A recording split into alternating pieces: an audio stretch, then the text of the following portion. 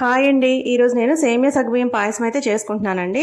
సగ్గుబియ్యం పెట్టుకోవాలి. ఎంతసేపు నానబెట్టుకుంటే అంత త్వరగా ఉడికిపోతాయండి సగ్గుబియ్యం అయితే. తర్వాత ఒక గిన్నెలో నీళ్లు వేసి పెట్టుకున్నానండి. అవి మరిగేలోపు పక్క పొయ్యి మీద నెయ్యి వేసుకొని జీడిపప్పు అయితే వేయించుకుంటున్నానండి. తర్వాత ఆ నీళ్లు మరిగిన తర్వాత దానిలో సగ్గుబియ్యం అయితే వేసి ఉడికించుకున్నానండి. ఈ జీడిపప్పు వేగింది కదా, ఇది తీసేసి దీనిలోనే సేమియా వేసి వేయించుకున్నానండి.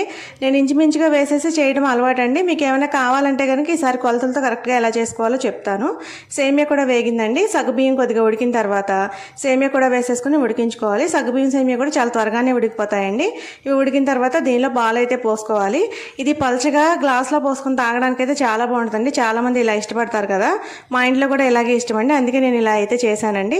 ఇది ఉడికిన తర్వాత దీనిలో పంచదార వేసానండి. కొంతమంది అయితే బెల్లం కూడా వేసుకుంటారు పంచదార బదులు. మా ఇంట్లో పంచదార ఇష్టంగా తింటారండి, అందుకే నేను పంచదార వేసాను. తర్వాత యాలకుల పొడి, జీడిపప్పు వేసుకుంటే సేమియా పాయసం రెడీ అయిపోయిందండి.